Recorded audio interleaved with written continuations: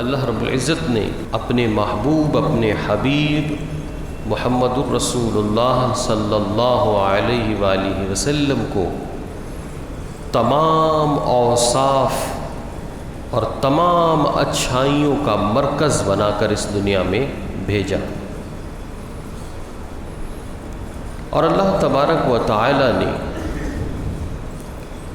جس طرح سے ہر کسی کے حقوق بیان کیے، اسی طرح اللہ تبارک و تعالی نے مومنین پر، اہل ایمان پر اللہ تبارک و تعالی نے نبی کریم صلی اللہ علیہ وآلہ وسلم کا جو حق ہے اس حق کو بھی بیان فرمایا ہے۔ قرآن کریم برہان رشید میں اللہ رب العزت نے ارشاد فرمایا النبی اولا بالمؤمنین من انفسہم، کہ نبی کی ذات زیادہ قریب ہے مومنین کے، کس چیز سے؟ من انفسہم، ان کی اپنی جان سے بھی زیادہ۔ آسان لفظوں میں یوں سمجھیے کہ مومنین کے لیے، مومنوں کے واسطے نبی کریم صلی اللہ علیہ وآلہ وسلم ان کی جان سے بھی زیادہ ان کے حقدار ہے۔ نبی کا حق مومنوں پر ان کی جان سے بھی زیادہ ہے۔ یہ اللہ رب العزت نے قرآن کریم فرقان حمید میں نبی کریم صاحب لولاق صلی اللہ علیہ وآلہ وسلم کا حق مومنوں پر بیان فرمایا ہے کہ جہاں بھی بات نبی کریم صلی اللہ علیہ وسلم کی ہوگی تو حضور علیہ الصلاۃ والسلام کو اولیت حاصل ہوگی مومن سے، اس کی جان سے بھی زیادہ۔ مومن کے لیے اول اس کی جان نہیں ہے۔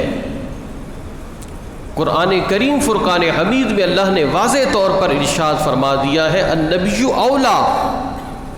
کہ نبی مکرم کی ذات یہ اول ہے،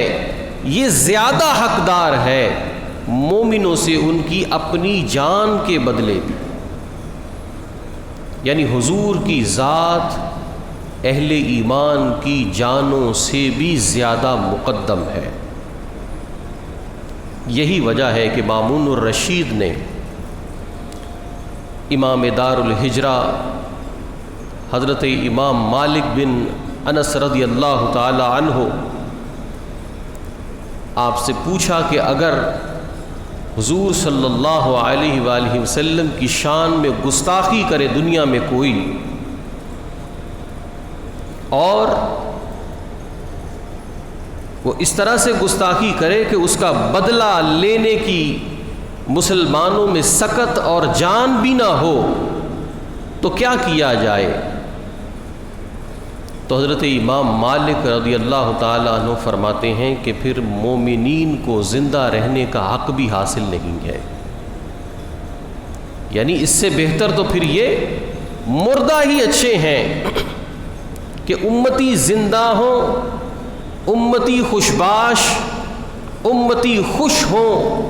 اور ان کے نبی کی اہانت ہو رہی ہو، توہین ہو رہی ہو۔ تو اس زندگی سے موت بہتر ہے، یہ زندگی بدتر ہے کہ اہل ایمان کے نبی کی شان میں گستاخیاں کی جائیں اور اہل ایمان کے کانوں تلے جوں نہ رینگے، انہیں کوئی احساس ہی نہ ہو کہ یہ بھی کوئی شے ہے، حالانکہ اگر اس کے باپ کو کوئی گالی دے جائے، اسی مومن کی بہن کو کوئی چھیڑ دے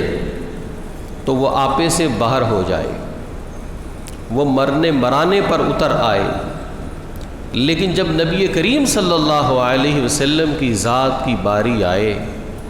تو اس وقت وہ خاموش رہے اور کہے کہ رسول اللہ نے تو اپنے دشمنوں کو بھی معاف کر دیا تھا، اور حضور علیہ السلام کی جب گزرتے تھے تو ایک عورت کچرا پھینک دیتی تھی، حضور علیہ السلام اس کو بھی صاف کرتے تھے، اس کے گھر جا کے اس کی گھر کی بھی صفائی کیا کرتے تھے۔ اس طرح کی باتیں، حالانکہ یہ جو بات ہے یہ شعروں کے اندر درج ہے، ایسی حدیث میں کوئی بھی روایت نہیں ہے کہ کوئی عورت حضور پر کچرا پھینکتی تھی، ایسی کوئی روایت نہیں ہے، یہ سب جھوٹی باتیں۔